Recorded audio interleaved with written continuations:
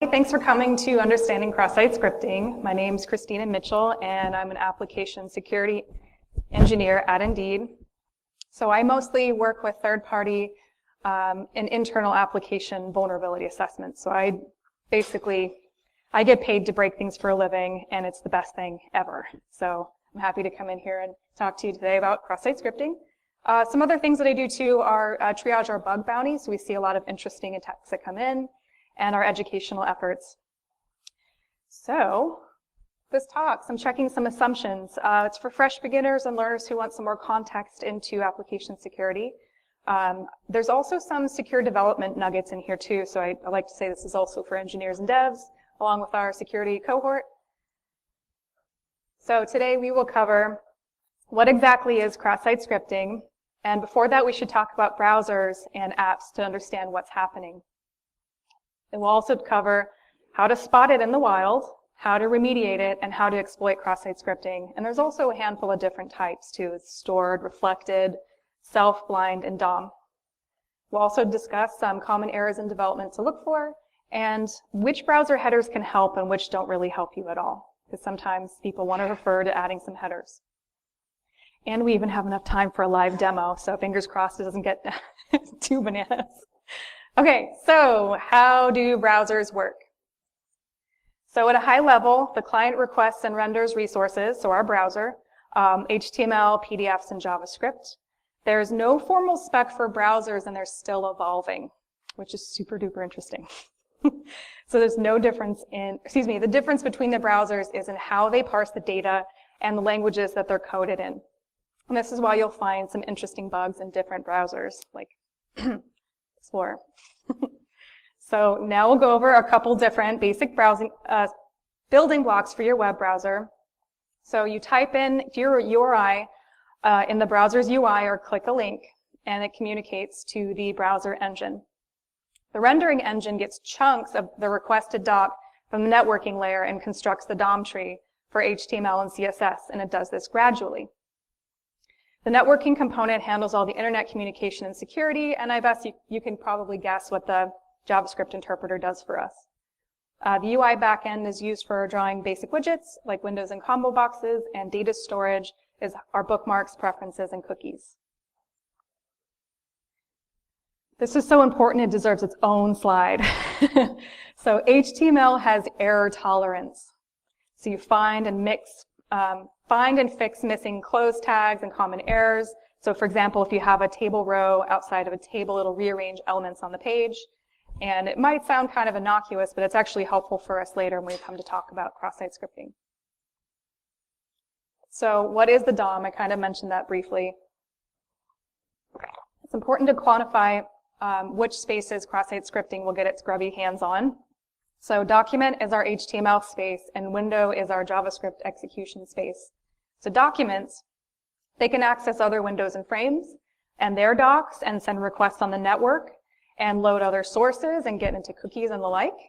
Whereas windows represent the browser windows, so the global JavaScript variables live in this space. And we're skipping over a couple things, but this is the important stuff for us. Okay. How do web applications work? Seemingly like magic, but just to make sure we're on the same page, we'll talk about how web applications work. And I wish I had a good pun for page since it's a JavaScript page. Someone help me after if you have one. So this will be slightly abstracted, and if you're curious to know more, afterwards I'll be posting the slides on Twitter with some wonderful resources. But in this example, Yuri wants to visit Indeed.com. Her browser acts as the client to send the request. The request travels through the internet and arrives at our server. Bam! So the server responds with the page data and returning it back over the internet, where the browser receives and renders it. Okay. So another thing about applications here, they communicate with the HTTP protocol, and it uses verbs to identify different actions. So there's a handful of them, but we'll mostly focus on get and post. So this is a retrieval of a resource or a get. So when I do the live demo, we're going to be using a tool that looks at these requests. It is getting resources from Indeed. I don't know if you guys can see that back there. Probably not. Okay, so I'll just describe it to you. So the request header this is just information that the browser will see in the header And it has the verb get, and then it has the resource of Indeed.com, and there's a couple other things in there like user agent. So what am I making the request through? Is it a mobile device? Is it a browser? So it might give me different information back, and it tells me what, accept language and other kind of nuggets here. Because sometimes you can put a header on when you respond to try to negate some cross-site scripting. But we'll talk about why that doesn't work. Okay, so then we get a response from the server, and it looks like this. It'll be a response code telling you if it's successful or not, or if you have to find the resource elsewhere. And then there's a couple different options here. But the main takeaway we want to get, because I know you guys can't see it back there, is you have a request header and a response header. And the headers are essentially what the browser is communicating, or being communicated back to the browser, and it's not to the page to render. Whereas the response body here, on the bottom, you'll see some HTML. The response body is the HTML for the client to render. And one interesting thing about our HTTP verbs is that they're conventions. So sometimes when you start speaking about secure design, you'll see that they're abused, and you can find some vulnerabilities in the way the page is built with the inappropriate verbs. Oops, let me zoom my timer here. Okay. Next. All right, so this is just a demonstration of what it looks like. So when you change your user agent, but I'll kind of gloss over this since I know it's going to be hard to see. Essentially, all we do is change the user agent from a browser to a mobile browser, and it sends back different data. Okay, so we want to get to the fun stuff. So back to HTTP verbs. When I was talking about things that you can abuse, GET requests should be non-state changing. So retrieve this resource for me, whereas POST is state changing. So send along this data with my request. So I've seen POST URL params that gets kind of confusing. So keep your POST information in the POST body. And later in the talk, I'll be using a web proxy to demonstrate. So a web proxy sits between your browser and the internet so that you can stop and modify information as it comes through. If you guys are familiar with Burp Suite. Yeah. Okay. So next slides are background and might help illuminate some common misconceptions on how to fix this. So understanding same origin policy and cross-origin resource policy will help you better understand the client-side vulnerabilities when we get to the meat of the talk that I know you guys are dying to hear. So if you have two sites open, essentially, how do you keep one site from tampering with the other site? How do you enforce it? So the web was originally just static files, and with the introduction of JavaScript, we needed to add some client-side protection since the server-side was what we had prior. So single origin policy gives the browser a system for isolating different resources. So just to imagine a world before single origin policy. So if I, the attacker, can get you to log in to your bank via an iframe to ePL.com, then I can change anything in the DOM. So when we talked about what the DOM had access to, I can change your balance. Make it look like it's not changing when I take out your balance and leave a fake balance for you. Take it home with me. All right, so if example.com can load resources from pictures.com and it's not reading content, it's fine. So it's not going to be in violation of our single origin policy. Or using a third-party script include, like an image tag, which will come in handy a little bit later. So remember, JavaScript can alter HTML via the DOM with breakout characters, or different characters allow you to change the context. So single origin policy is an attempt at isolation, to not allow sites to tamper with each other's data. And the origins should match, so scheme, host, and port, otherwise no read or write access. However, you can still post to allow sharing, but not reading the data. So here's just a diagram. Again, you probably can't read it back there. So on the top, I have an origin, which is store.company.com. It's on HTTP. It has a resource, which is our company.com domain here. These are passing requests since they're all on HTTP and they're all the same domain subdomain. And then these will fail. So you've got your protocol in red, that's HTTPS. They're not going to be able to share resources. And then domain in green here on the bottom, it says news.company, can't share with store. And the port, for some reason, they decided to make that 81. So that also will not be accessible to same origin policy. So that's fine and dandy, but what actually does origin get you? So access to origin gets you read and write to cookies, ability to use the browser network, write elements to the page, add event handlers, JavaScript variables. Sounds more interesting. Okay, so what happens if you actually want to share information between these different domains? You relax it on purpose. So there's specific headers called CORS headers. On the bottom here, it says access control allow origin with star, which some of you might guess means any domain can get access to that response page. So when I was showing you request and response, let's say you're making a request to get a new API key, and it dumps it out on the page. So any page would be, any other domain can read that. So don't ever set your, if you're developing something, don't do that. You want to explicitly list, I want example.com to read my response, elsewise, why bother? Okay. Right. Now we got to the good stuff. I see some smiles. You guys look pretty excited. Yeah. Cross-site scripting. Yeah. So, cross-site scripting is the ability to inject JavaScript into the client side. So let's say you visit your favorite social media site.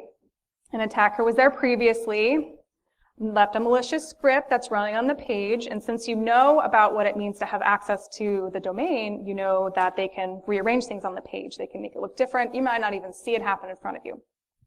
So the browser can't tell that this isn't intended code from the social media site, and you're not going to see it happen in front of you. Or if you remember, I remember going to websites and getting like 15 pop-ups for like Ray-Bans and things like that. That's probably cross-site scripting here, folks. So to quantify this a little bit better, there's a common e-commerce site recently where individuals can sell and resell goods. An attacker injected a script into the site and stole victims' login credentials. And also British Airways had something similar because a hacker harvested user data in the same fashion. Or an interesting spin, and I know I shouldn't be like rooting for it, but it's pretty awesome and it's clever, to inject a crypto miner. Yeah, that's I see getting excited.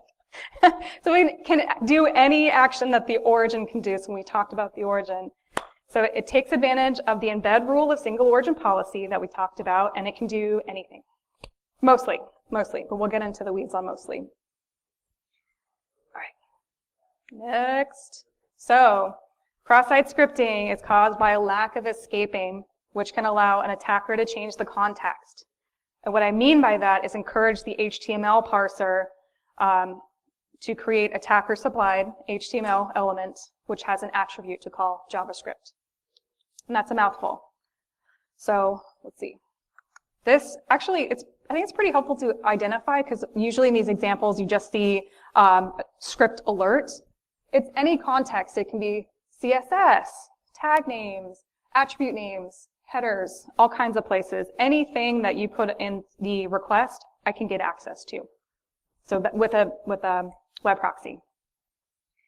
So escape everything. To be more specific, again, this is an injection vuln, and the attacker uses breakout characters to add their own payload. And escaping is for every context. So let's see. Using a HTML tag attribute, escape it. A URL parameter, do that as well. And on the left is an example of some of our breakout characters. Can you see it back there? Yeah, okay, cool. I won't have to do that for you. So those are escape characters. On the left is URL and, excuse me, not escape, breakout characters. And the right is HTML. Great. So there's a lot of different types of cross-site scripting. Stored is AKA persistent. It's persistently stored on the server side. So whenever you request that resource, it's fed back to you. So scope is whomever visits the page. So the example is attacker posts a malicious comment on a message board. Now you have reflected. So it says non-persistent. It's injected in a URL parameter in the request. Excuse me. So let's say that the application uses a parameter directly into the page during display, and it's included in the response body. It's a little bit more, the scope is more narrow, so it's deployed with a specially crafted link. Let's say you click on something through Twitter, It's there. It's going to execute on the page. And on the example, you've got your user param set to this payload here. So self-XSS. I just want to plug a talk tomorrow. I was talking to someone who's doing the cookie jar talk. This will dovetail directly into it. So I would say go see that talk if you can. So self-XSS, often enough, people don't see the value in making sure it's not accessible to attackers because it's paired with social engineering and the scope is a lot smaller. So if you remember a couple years ago, there was a Hack Your Friends Facebook self-XSS where it told you to open up the console and start messing around with things. That was self-XSS. Then there's also blind XSS, which is an injected resource that comes in from outside data. So for example, let's say an attacker modified their username to a payload, and that this information triggered on a internal metric system that takes profile data, where it deploys and calls back to the attacker. That's blind, a little bit harder to figure out sometimes. Okay, and we've got DOM XSS. So this is created at runtime by on-page JavaScript. It's a little bit harder to locate as an attacker personally. I will use something like Burp Suite or a scanner to find it. You can find it with static analysis tools. But at the end of the day, it's still about escaping user input before adding it to the page. And these will be things set to like document.url, location.hash, and document.refer. So these things that we're seeing in the header, you still want to take part in escaping it before you add it to the page. Okay, how do you spot it as an attacker? Whoa, that went fast. How do you spot this as an attacker besides me just talking to you to tell you that you can see it? All right. Man, I'm going way so fast. So you play with the injection points. So for example, sign up for a service, use control characters that we saw earlier and set it to something you can immediately see like an alert. And that's why you often see alerts because it's quick and it's on the page for you. So with blind XSS, I would use a tool called XSS Hunter, and I'll have a link to it in the end of the talk so you can play around with this with caution. So then you wait for the backend service to trigger it, and it might call back to you days or months later. So that's a really high value way to look for this. And with stored, you look for locations where your payload will be stored persistently. So perhaps message boards or anything that's keeping the data server side.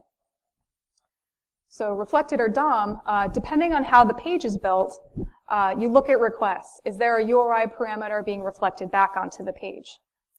This could require a web proxy to intercept and modify.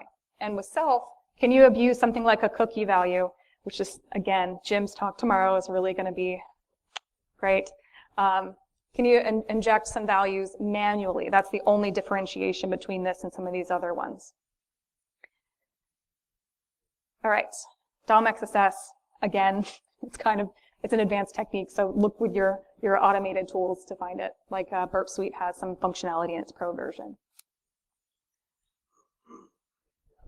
Great, now how do you exploit it? Good stuff. So an easy proof of concept is the alert to the page. You can search the console to see where it's triggered. As far as what you can do with it, it's up to your imagination. You have the front door, so everything we talked about with what you get access to, you can tinker with. It gives you a lot. Side note, accept cookies with the flag of HTTP only set. You're not going to be able to get into that. That's okay. You're going to have everything else. So there are some great cheat sheets to look with access to. Seclists, XSS payloads, payloads, and cheat sheet series. Those are all going to be in our resources, so you can see examples of different ones that I've triggered, because you're going to want them to fit your context. So we're talking about the different ways that they can be exploited. I like to look at other people's work too. So now that you know what cross-site scripting is and how to spot it and how to exploit it, how about preventing it?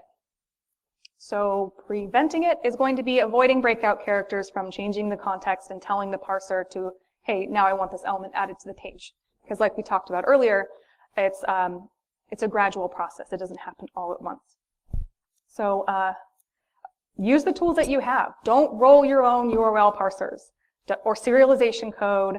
Use the built-in XSS prevention. I can't tell you how many times I've looked at an application and seen these safe protections, like in React, the dangerously set inner HTML turned on. It's in the name.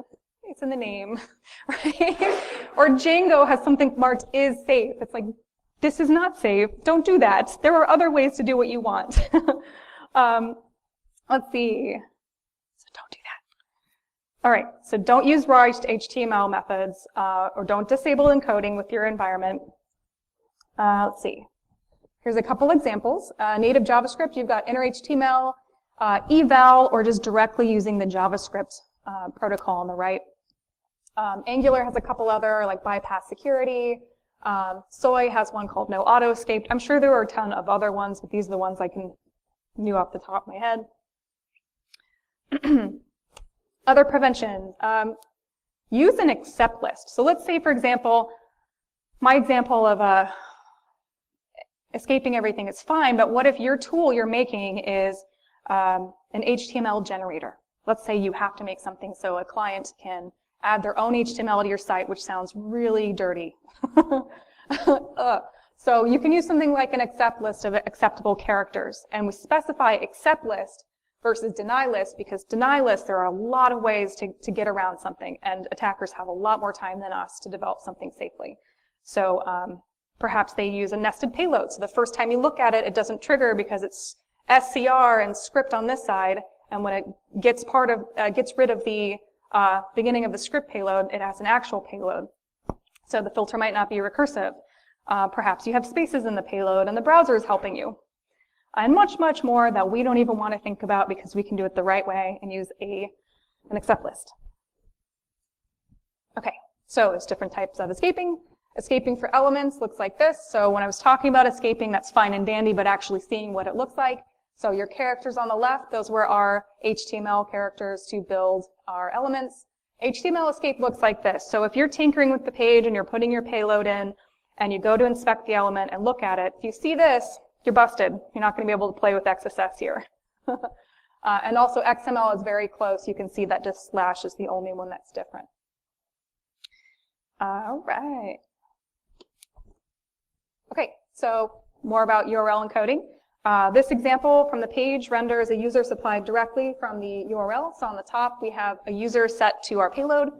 On the bottom, we see this is escaped, and it's gibberish, and it's not really going to be rendered in the page. So it's not going to fire. Excuse me. Okay. So I talked about headers, and sometimes you can use some headers to help you out with our cross-site scripting. So we have CSP. So Content Security Policy. It's a restriction intended for XSS mitigation. It uses that accept list approach we discussed earlier as being a list of values that are positive to use. Its intention is to narrow down which domains can run code on your site. So above is an example of a header allowing payment.site.com to run. And there's some lax controls here. So just like we talked about earlier with the don't use the star to let anyone run. This is great. But mind you, since we talked about how this works, know that CSP is not a full preventative method. This is going to help you with resources loading and running on the page. It's not a full XSS mitigation. This is just helpful. Also, as an aside, if you do decide to use this, it'll disable inline JavaScript, and some older browsers don't have this protection. So it's just a Band-Aid. And for some of those older browsers that don't have CSP, we have this header called XSS. Say that 3 times fast. XSS. You can decide how much or how little protection you want. It can block the web page from being loaded entirely or just not do anything at all. Also, Chrome has a similar auditor. So Chrome will be looking for reflected cross-site scripting. And since we talked about how many different types there are, you can't rely on stuff like this. This is just helpful. And also, as an aside, if you're doing security testing, I recommend using Firefox so you don't have false negatives, so you don't miss out on some of those payloads being triggered. Just fun facts. All right. I'm going to show you a live demo, so fingers crossed it doesn't blow up on me, okay? Yeah, I'm excited. All right, so first we're going to have reflected cross-site scripting. And I have an instance here of Escape. Oh no. Hey, that's our presentation. Okay, so. Okay, you can see it. All right. Here we have Google Gruyere. And I'm going to show you what reflected looks like. So let's say I just clicked on a link for free sunglasses, and I love them, I want them. Okay, I see people straining. It's hard to see. Basically what this is set to is URL / and then payload. So it's a script alert at the end. And this is being added back to the page. So in the code, I would normally be looking for a parameter like user set to something. But in this code base, if you have an error, it directly adds it to the page or reflects it back to the page. So if I was using Chrome, this would probably be blocked. Or if I had some of those headers we showed about earlier, it would be blocked as well. So you can see here, invalid request to this endpoint. So that's our reflected here. Now this tool, Gruyere, it's also freely available on the internet if you want to tinker and find some of the other lovely things in here. This tool has some snippets that are stored to the page. So this seems like a very wonderful, opportune time to look for stored cross-site scripting. So let's see, new snippet. We're just going to go for the gold here. All right, script alert 1. Check it out. Oh my gosh, it didn't add it to the page. Let's take a look. What happened? They sanitize it somehow? So I'm going to inspect it. Dun, dun, dun. All right, blocked. Whatever that means. Something's blocked. Edit. Okay, let's try something else. New snippet. Okay, so let's try a table row and see if we can get our parser to add this to the page and fix my payload because it's broken. See, it's missing a bracket, and I'm telling it table, and then missing the ends. Let's see what we got here. Oh, hey, also, limited HTML is supported, so I know they're accepting some. I just don't know what it is because I don't have access to their code. Okay, this is getting more interesting. I see this has been moved around on the page, but my payload doesn't exist here where I dropped it. So that's not quite happening, but I can see things being moved around. So let's try this one. All right. Images are great. Let's try an image. Wait, my snippets, new snippet. I can computer. All right, so what this is telling us, what we're doing here is we're going to set this to an image, this is image HTML tag, and it's telling us the place where you can upload this image, the source is set to X, and X is not here, so it's not going to work. But on error, call out to that JavaScript interpreter and do what I say. Let's see if we get it here. Hacked. We did it. All right. I didn't have an example for self, but I think you guys might understand it's if you modify something that's only for your page. So it might be a cookie value. It might be something that you see. And also blind is a lot more challenging to do. So those were our main examples. Let's show you some resources and have some time for questions too. All right. I've got a ton of resources. This will also be on Twitter. I'm going to send this up because it's magnificent. So many resources. So I didn't come up through a STEM degree, so a lot of this stuff I've learned from our community. Portswigger, which is Burp Suite, that's a tool I was using for proxy, has a great resource on cross-site scripting. Gruyere was a Google intentionally vulnerable application. Google has a game, an XSS game, that's actually pretty challenging. So you sit down and try to work through the next level, exploiting some of the things we talked about. There's some sec lists. So one of the examples I said, go here and see it for different payloads. This is Daniel Messler's sec list. There's also some videos, because not all of us like to read, tons of dense text. Some miscellaneous stuff, some good things about web app testing, some cheat sheets to look at how to test different things, reference material on top 10 vulns, bug crowd. This is a great resource. So if you like hands-on stuff like I do, this is more geared towards researchers and testers. So it'll show you different ways to work with testing applications in video format. Books, Web Application Hacker's Handbook is de facto good stuff. The Tangled Web, personally, I really like learning about what's happening and why. So Tangled Web, also one I have not put up yet is there's a book on the HTTP protocol. It's like 500 pages, but it's really good stuff. Okay, intentionally vulnerable web apps. So you want to test your chops and not get arrested, right? Bad Store, Google Gruyere, Metasploitable 3.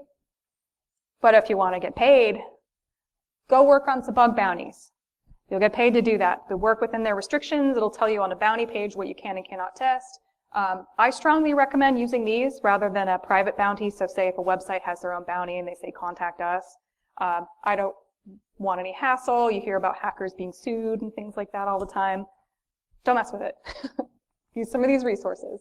All right, who's got questions? Don't be shy. I'm also going to post this later. Yes? They said you triage what bounties security stuff. Yeah. How often do you see blind XSS coming in triaging? If and when you do, are they using polyglot payloads or are they Ooh. Well, I think I might get in trouble if I talk about specifics because I work specifically for Indeed, so I might get in trouble. But I'll say it's not as rare as I would like it to be. And what I did was I worked with the team that created that backend service that it was calling back and put in a CSP header. So even if something did trigger, it wouldn't exfiltrate out. Which it's like playing whack-a-mole, right? If you give people a tool to query things, not everyone's a developer. I mean, even as a developer, I didn't know what I was doing. So it is worthwhile trying it out because, I mean, there's nothing quite as magnificent. I tested this one product and they swore up and down that they had a recent pen test and they really didn't want to allow me to test. I dropped in some of those blind payloads and getting that call back was just proof positive. So it's worth trying it out. Don't be shy, y'all. Came all the way from Texas. Yes. I actually have to send this to my personal account first because this was work materials and I can't share the Google Drive from my work. Yeah, so I'm going to share it on my personal account later. And that's my handle too. So if you're shy and you don't want to talk in front of a group, we can talk afterwards. Also on Twitter, I like to help other people in the community because I came up through people in my community. So yeah, thank you everybody. Thanks.